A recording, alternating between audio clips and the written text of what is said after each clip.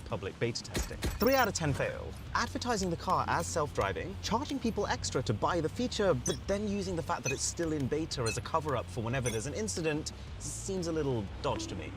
Now, if you spend a reasonable amount of time on the internet, there's a pretty good chance you came across the Grand Theft Auto 6 footage that recently leaked. Info leaks from big video game publishers all the time, but this one in particular was at a whole new scale. The hacker managed to acquire over 90 video files of this top-secret, unannounced game, probably the most anticipated game ever. He leaked hours of not yet ready-to-show gameplay for the world to see, which has greatly hampered the public's perception of it, while also apparently stealing the entire source code, which could be worth hundreds of millions. It's almost Grand Theft Auto. And what makes the whole thing sting 10 times more is the fact that the suspect is currently believed to be a teenager who used a smartphone to do it. Someone at the GTA security team seriously dropped the ball on this one. But there is a company with a much more consistent reputation for miscalculations. Google. In fact, Google has had so many fails over the years that there is an entire website dedicated to hosting them, and it's got over 270 Google Plus stands out as probably their biggest flop of them all. It was Google's attempt to launch a social media platform in 2011, with a unique selling point that they called circles. It allowed you to split your friends into the various social circles that they fall into for you. Your work friends, your gym friends, your exes, so that you can then post tailored things that specifically appeal to those groups of people. This is not a good idea. It ended up being such a burden on users, forcing them to manually sort every single person they added. And then on top of that, half the time it didn't even make sense to sort people. Like, many of your close friends are going to span many of your different circles. And so you're just left with this complex web of somewhat overlapping groups. At which point, Facebook's much simpler friend system, where you could just add someone once and that's it, was far more appealing. And so when you combine the fact that their key differentiator was just a hassle, with the fact that Google Plus was late to the game on social media, whilst also being late with just about every standard social media feature, like having a smartphone app that you could message people through, it's not surprising that it was also a plus-sized, very expensive 4 out of 10 failure. Do you know what never works? Celebrities using their vast amounts of money to build tech products.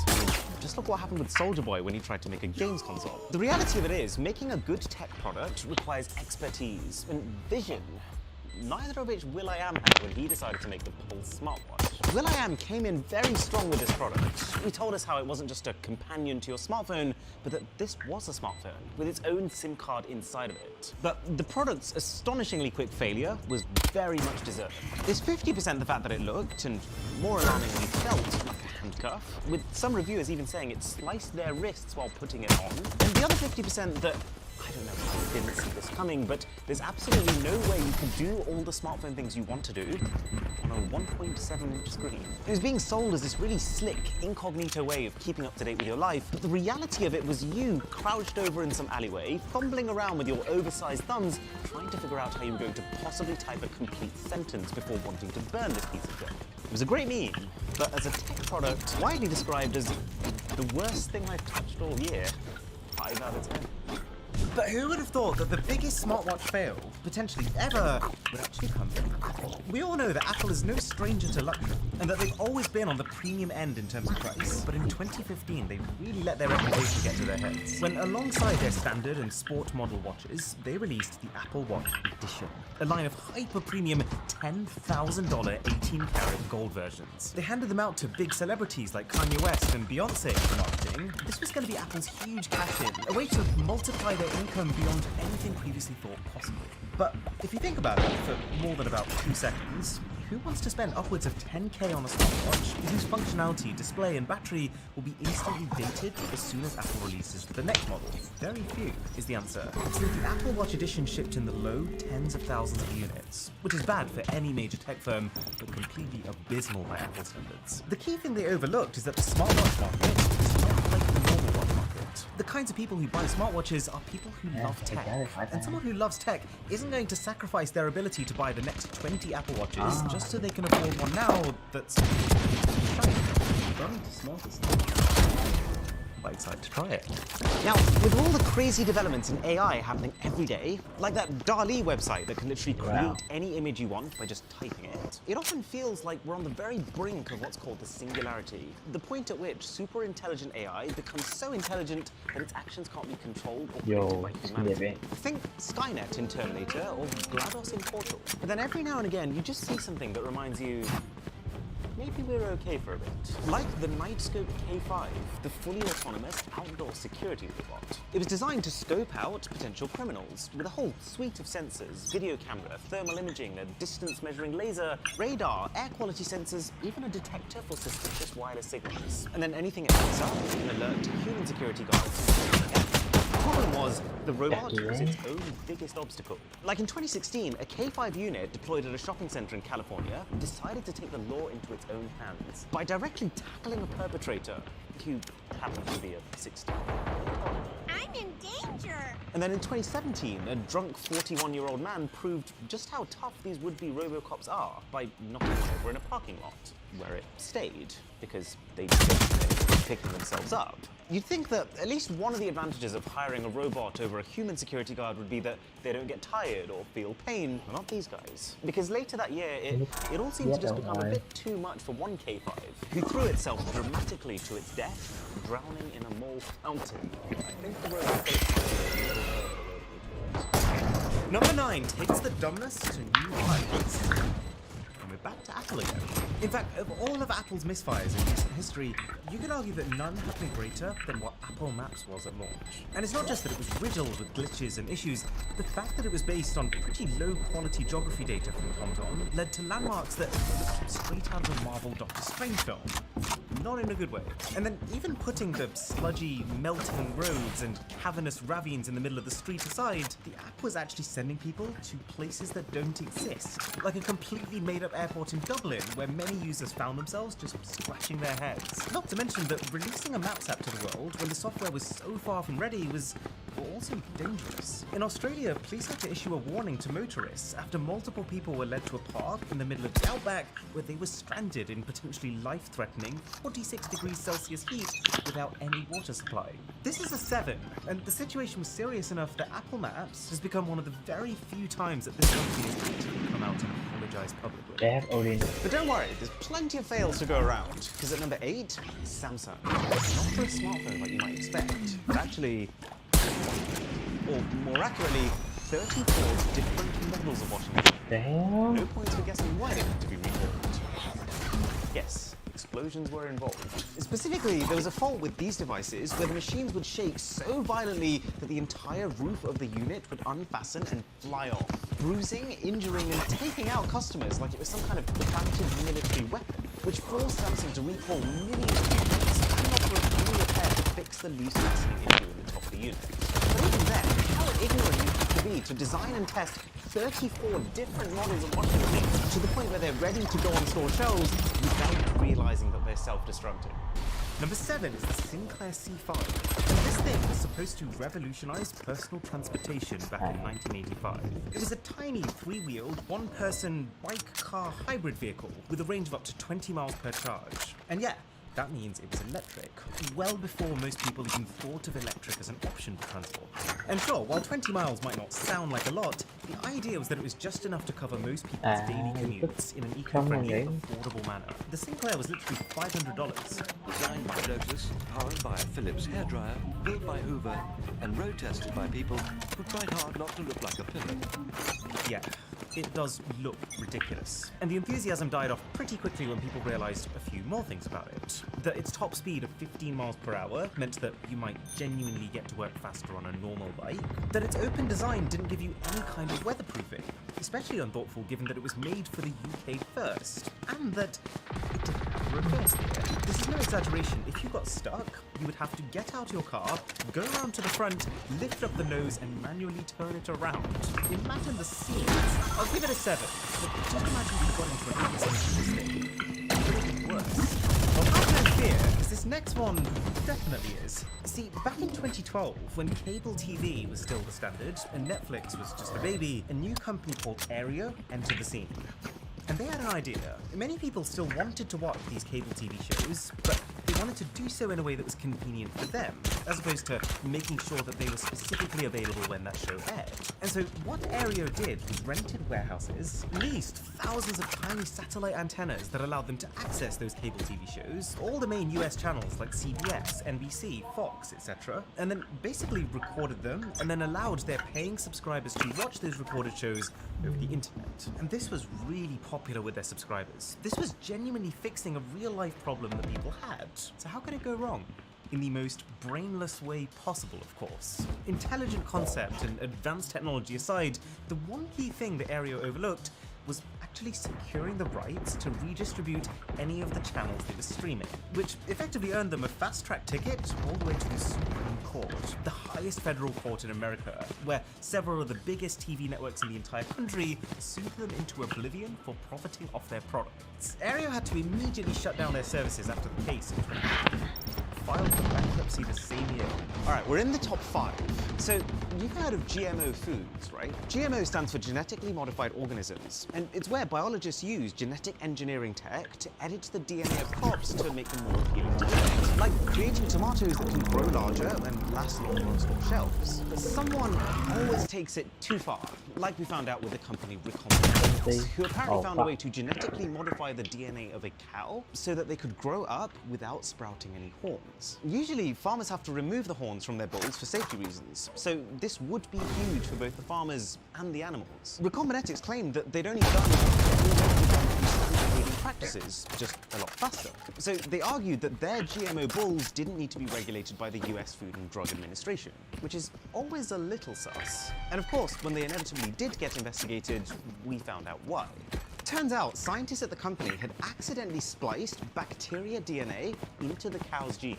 And I mean, the fact that they'd unknowingly contaminated the gene pool was already catastrophic enough. But the fact that they'd also potentially made them resistant to antibiotics would have made them a serious hazard for future cows birthed by them and humans who were going to eat them. I'm going to give this one an 8 out of 10. Once authorities realized what had happened, they had no choice but to kill the animals by incineration to stop the further spread of these genes. And the violence is only about to escalate with number 4.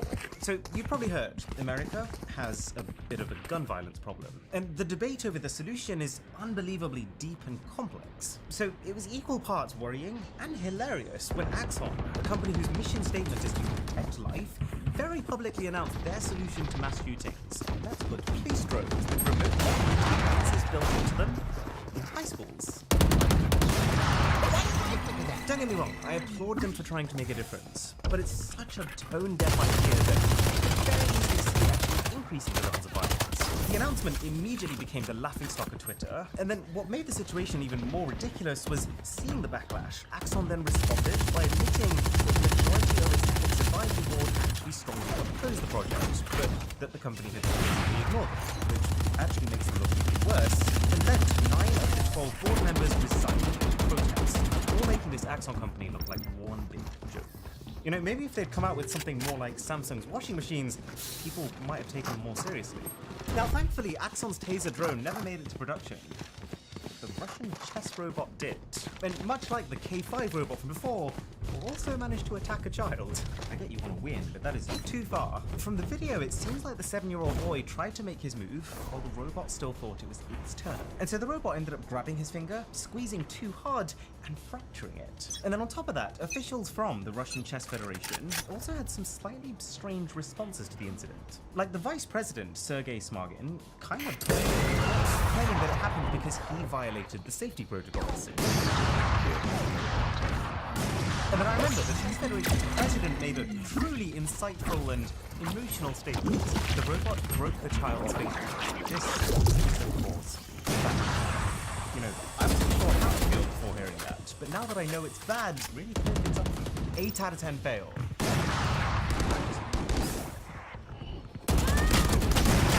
Every now and again, you hear an idea that's just too good to be true. Like the fact that you can subscribe to this channel. Free. And it usually ends up that that's just because. And maybe the worst example of this in history is MoviePass, a subscription service that allowed users to see a movie a day in cinema.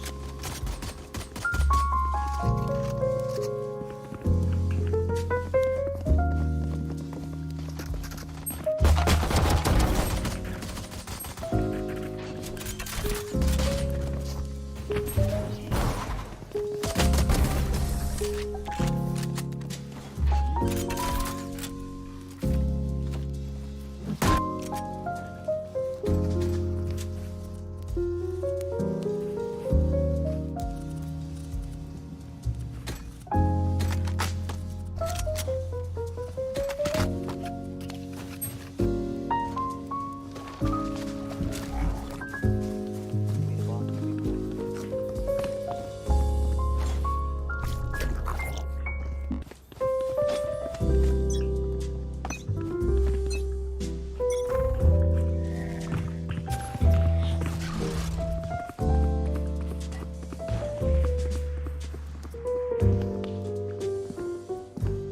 just kidding. Oh, wait.